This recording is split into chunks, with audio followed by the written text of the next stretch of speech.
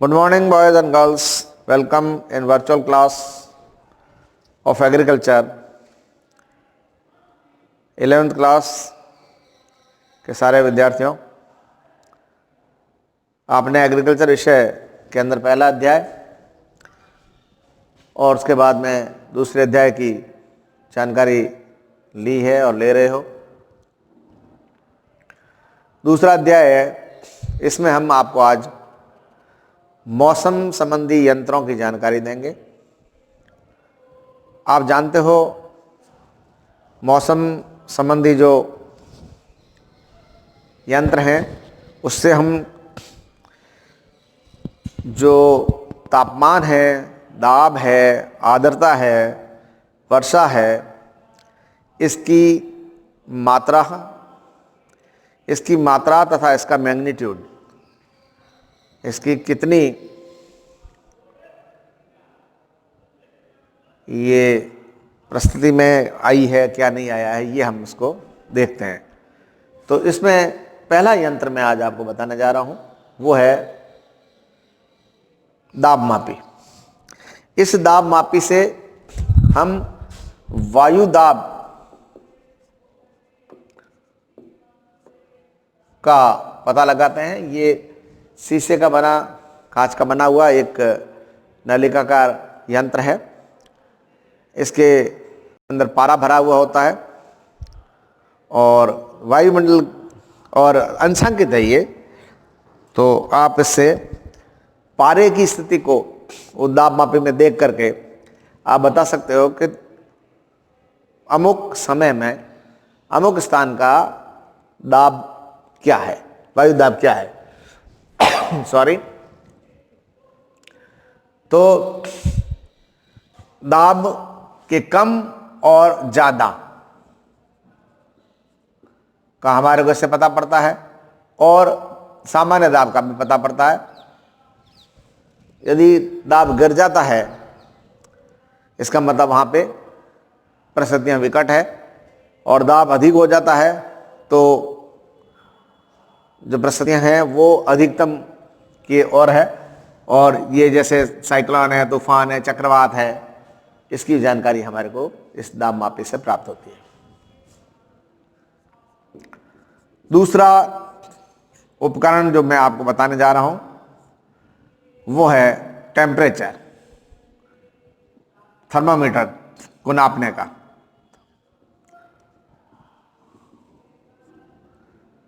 ताप मापी है ना।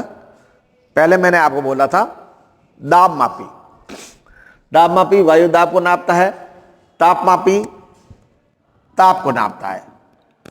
अधिकतम ताप, न्यूनतम ताप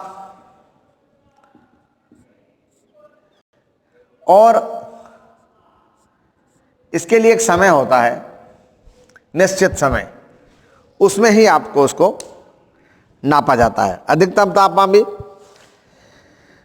यह भी कांच की नली होती है, इसमें पारा भरा होता है।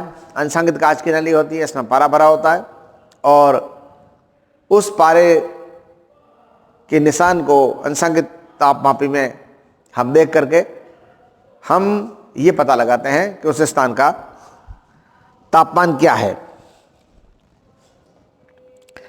यदि हम इस तापमापी के बारे में जानकारी रखते हैं तो हम आसानी से इसको देख करके हम पता लगा सकते हैं। इसका निचला सिरा है, इसमें पारा भरा होता है, और बल्ब इसके नीचे इस प्रकार से होता है। ये इस प्रकार से होती है तापमापी। मैं हल्का सा चित्र आपको बना के समझा रहा हूं। ये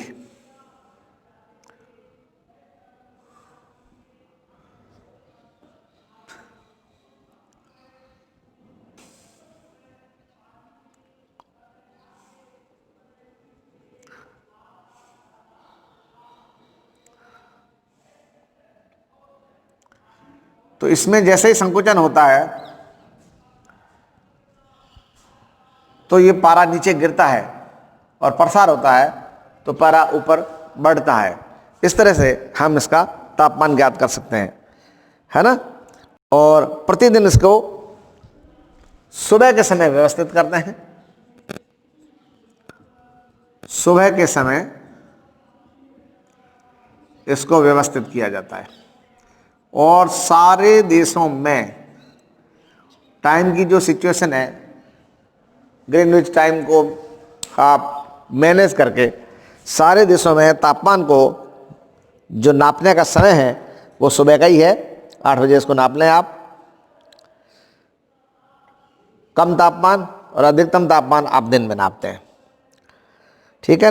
तो इसमें 2 प्रकार की तापमापी, एक तो अधिकतम तापमापी ए,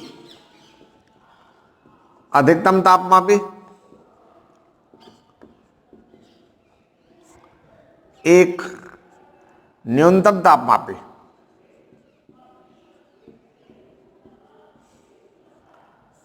और तीसरी है वो है शुष्क आर्द्र तापमापी। दोनों ही हैं ये, शुष्क तापमापी भी है और आर्द्र तापमापी भी है। अधिकतम तापमापी से हम किसी स्थान विशेष का अधिकतम तापमान ज्ञात करते हैं और न्यूनतम तापमापी में हम किसी स्थान विशेष का न्यूनतम तापमान ज्ञात करते हैं। इसमें कांच की नली में एक, इसमें अल्कोहल भरा रहता है, इसमें पारा भरा रहता है, मैंने बताया आपको। और इस अल्कोहल भरे रहने से नली के निचले सिरे में बल्ब की तरफ अल्कोहल भरा रहता है और इसमें संकेतक भी लगा रहता है ऊपर की तरफ, और अल्कोहल के सिकुड़ने के साथ संकेतक में भी आपको विस्थापन दिखाई देता है और उस विस्थापन के आधार पर आप न्यूनतम तापमान ज्ञात कर सकते हैं। अब इन तापमापियों को, ये तीनों जो तापमापियां मैंने बताई है, इनको हम एक विशेष प्रकार के उपकरण में रखते हैं। आपने देखना है, जाके मौसम विभाग के अंदर ये जाके देखें आप, तो उसमें आपको स्टीवेंस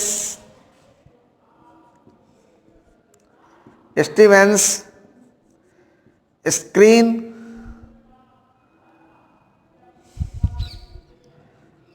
उपकरण,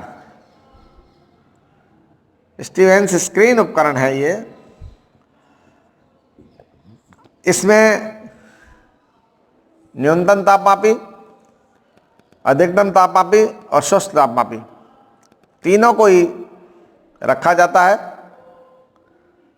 ये लकड़ी का बना पट होता है, इस पर सफ़ेद रंग किया जाता है। सफ़ेद रंग जो होता है वो आप जानते हो कि धूप विकिरण से अंदर रखी हुई तापमापियों को बचाता है, उससे इसकी रक्षा करता है। तो अधिकतम तापमापी हो गई, न्यूनतम तापमापी हो गई। अब मैं आपको शुष्क और आर्द्र तापमापी बताता हूं।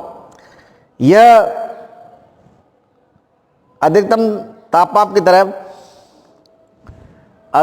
तापमापी की तरह पारे वाली तापमापी है और ये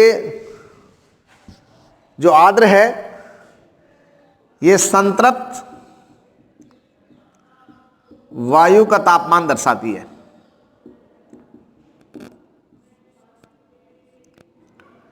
और ये जो शुष्क है ये शुष्क वायु का ताप दर्शाती है।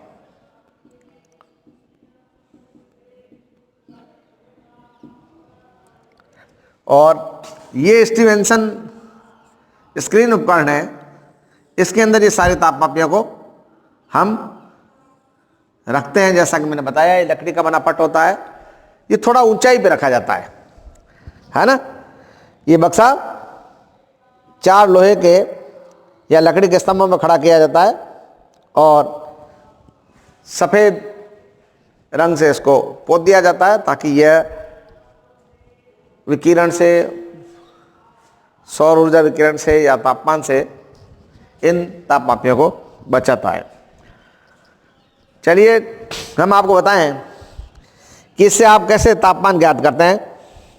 यदि आपको औसत तापमान ज्ञात करना है, किसी स्थान का औसत तापमान आपको लेना है, औसत तापमान, तो उस स्थान का अधिकतम तापमान ले लीजिए, अधिकतम तापमान ले लीजिए, फिर उस स्थान का न्यूनतम तापमान ले लीजिए,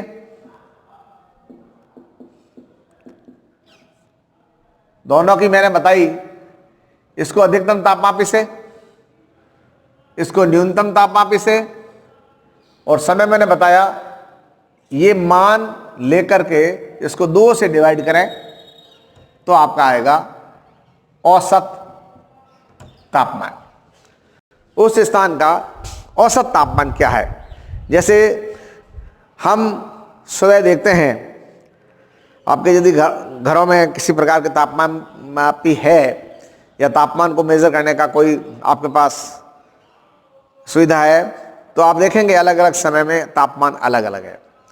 तो हम उससे ये निर्धारण नहीं कर लेंगे कि भाई उसका तापमान क्या है। जैसे न्यूनतम तापमान, मान लो ये न्यूनतम तापमान, अधिकतम तापमान जैसे है, ये मान लीजिए दिन में आपको लेना है, तो समझिए ये 28 डिग्री सेल्सियस आया है, और न्यूनतम तापमान जो है ये मान लीजिए 10 डिग्री सेल्सियस आया है।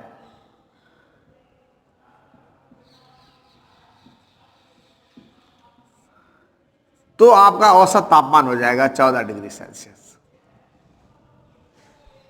ये एक तरीका है औसत तापमान ज्ञात करने का। और इसी तरह से आपको मासिक तापमान भी ज्ञात करना है, दैनिक तापमान ज्ञात करना है, दैनिक तापांतर ज्ञात करना है। ये तो हो गया एक। और दैनिक तापांतर, ये मान लो आपको ज्ञात करना है, तो क्या करेंगे, अधिकतम तापमान माइनस न्यूनतम तापमान।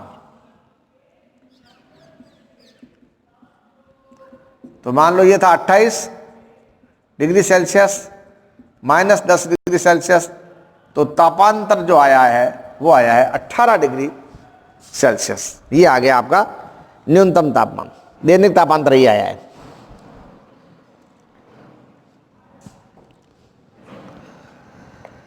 अब मान लो आपको तीसरी चीज मासिक तापमान ज्ञात करना है। वार्षिक भी करते हैं हम लोग, मासिक तापमान। आपको औसत वार्षिक वर्षा ज्ञात करते हो ना, वो कैसे करते हो, इस तरह से आपको मासिक तापमान भी निकालना है। जैसे जून के माह में पूरे महीने, अभी जैसे नवंबर का महीना है, तो पूरे महीने में क्या तापमान था, है ना। तो महीने के प्रत्येक दिनों का, महीने के प्रत्येक दिन का औसत तापमान और फिर दिनों की संख्या।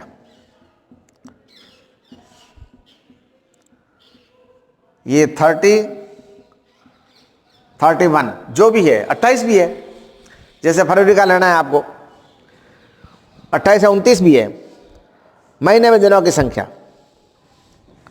ये है क्या आपका मासिक तापमान। मान लो ये आपके 14 है, इस तरह से ये सब करते जाओ और इसको जोड़ दीजिए और फिर दिनों की संख्या से इसको डिवाइड कर दीजिए, ये आएगा आपका मासिक तापमान।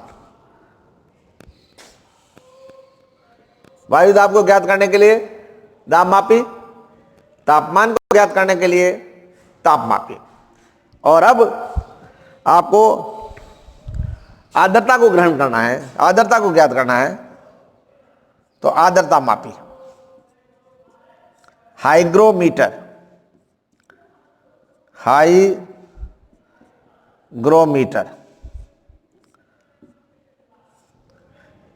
थर्मोमीटर और बैरोमीटर।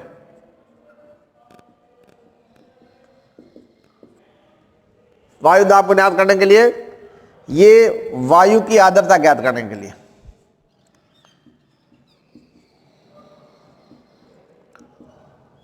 है वायु की आर्द्रता ज्ञात करने के लिए आपको क्या काम में लेना है? हाइग्रोमीटर। इसमें आपको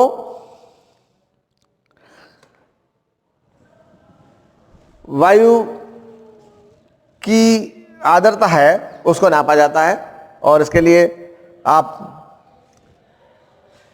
इसको, ये लटकी रहती है एक जगह पे, है ना।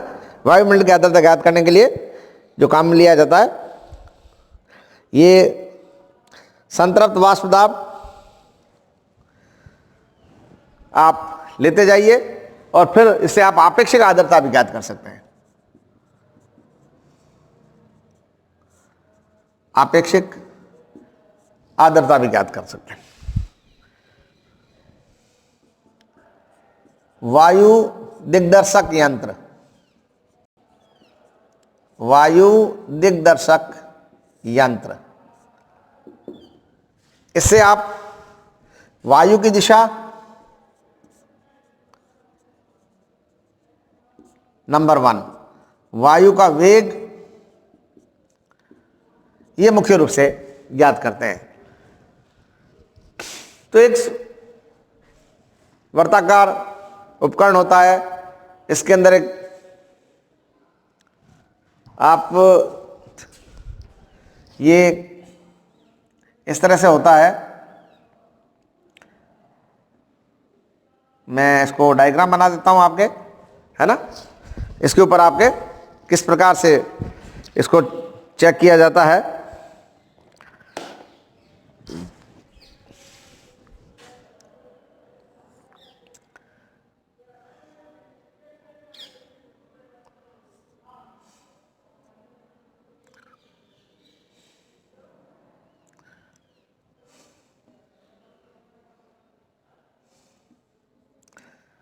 एक स्टैंड होता है, स्टैंड के ऊपर इस तरह से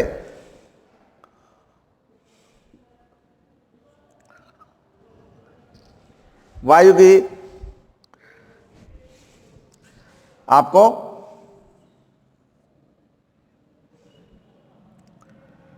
एक पट होता है, ये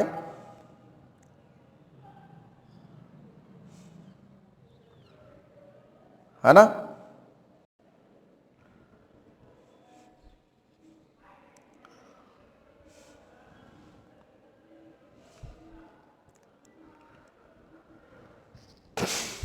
ये नॉर्थ, साउथ, ईस्ट और वेस्ट, तो आपको वायु की दिशा नॉर्थ ईस्ट है या साउथ ईस्ट है या नॉर्थ वेस्ट है या साउथ वेस्ट है, इसका पता पड़ता है। उसके बाद वायु का जो है वेग आपको ज्ञात करना है। वायु वेग मापी से इसको लेते हैं आप, और इस पर 4 अर्धगोलाकार प्यालियां लगी रहती है, और इसके प्यालियों के डोलन से विडोलन से हम किसी स्थान की उस वायु का वेग ज्ञात करते हैं। इनके अंदर एक सूचक मीटर लगा रहता है। एक इसका भी आप कहें तो मैं चित्र बनाऊं, देख लीजिए आप, ये ऐसे है,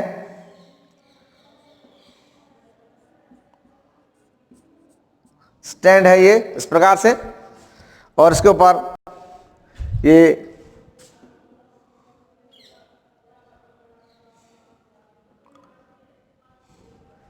ये कटोरियां लगी हुई है।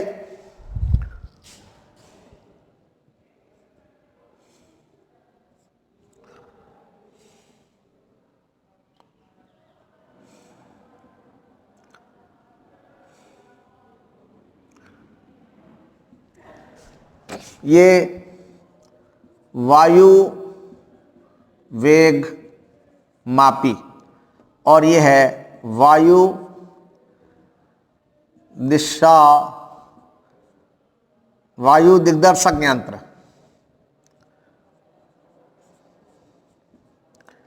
ये दो हैं, है ना। तो ये चार चीजें मैंने अभी आपको बताई है, और एक चीज आपको और बतानी है मुझे, जिसका नाम है वर्षा मापी। इससे हम किसी स्थान विशेष पर होने वाली वर्षा का मान ज्ञात करते हैं। इसको हम आपको कल बताएंगे। ये मैं आपको जो चार चीजें मैंने आपको बताई है, इसमें एक तो है वायु दाब को ज्ञात करने की लिए वायु दाब या बैरोमीटर, ये किसी स्थान विशेष की जो दाब की स्थिति है उसको पता लगाता है, कम और ज्यादा। इस वायु दाब मापी बैरोमीटर है, इसके अंदर बना रहता है पारा, और ये पारा गिरता है, पारा बढ़ता है, इसके आधार पे हम वायु दाब को किसी स्थान पर ज्ञात करते हैं। और तापमापी, जैसा कि मैंने बताया कि अधिकतम और न्यूनतम ताप ज्ञात करने के लिए तथा संतृप्त वायु का ताप ज्ञात करने के लिए तथा शुष्क वायु का ताप ज्ञात करने के लिए हम तापमान के काम में लेते हैं। उस आधार पर इनके नाम अधिकतम तापमापी, न्यूनतम तापमापी और शुष्क आर्द्र तापमापी नाम रखा गया है। और इन सारे तापमापियों को हम एक विशेष प्रकार के लकड़ी से बने पट्टे उपकरण, जिसको स्टीवेंस स्क्रीन उपकरण कहते हैं, ये चार लकड़ी के हत्थों पे या लोहे के हत्थों पे स्थित होता है, थोड़ा सा ऊंचाई पे रहता है और इसको सफ़ेद रंग से पोता हुआ होता है, जैसा कि मैंने बताया कि ये विकिरण को परावर्तित आसानी से करे, उसको ग्रहण नहीं करे। और तीसरा उपकरण मैंने बताया आपको आर्द्रता मापी हाइग्रोमीटर, इसमें वायु की आर्द्रता को ज्ञात करते हैं। इसके अंदर भी पारा भरा रहता है, उपकरण जो नलिका का यंत्र होता है, इसमें जिस प्रकार की वायु की आर्द्रता होती है उसका अंशांकन पैमाने पे हो जाता है, और इस प्रकार से हम जो औसत तापमान आर्द्रता ज्ञात करते हैं उससे हम आपेक्षिक आर्द्रता का भी आंकलन कर सकते हैं। और तापमान में मैंने आपको तीन चीजें बताई, औसत तापमान ज्ञात करने के लिए, दैनिक तापांतर ज्ञात करने के लिए और मासिक तापमान ज्ञात करने के लिए। वायु दिग्दर्शक यंत्र में वायु की दिशा ज्ञात करने के लिए ये मैंने आपको बताया नॉर्थ ईस्ट वायु का दिशा है या ईस्ट वेस्ट है, सॉरी नॉर्थ ईस्ट है या ईस्ट साउथ है या नॉर्थ वेस्ट है और वेस्ट साउथ है, ये आप ज्ञात कर सकते हैं। और वायु वेग मापी के अंदर ये मैंने चित्र बनाया, जैसे कि आपको बताया, ये कटोरियों वाला। इससे आप इस चीज का पता लगाते हैं कि वायु कितने वेग से बह रही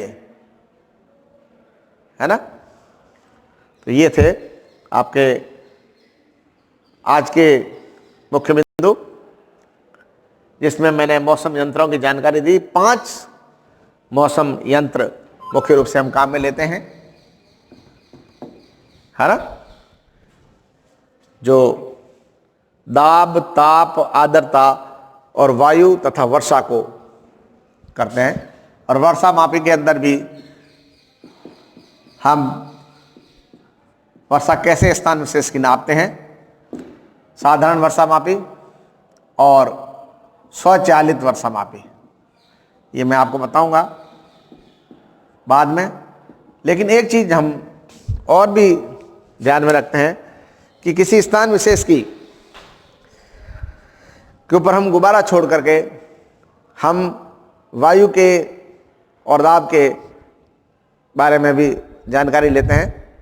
इस बार आपसे मैं मौसम विभाग में ले जाकर के आपको ये सारा दिखाना संभव नहीं हो पाएगा, क्योंकि इस बार हम लोग जो है इस कोरोना काल की वजह से ज़्यादा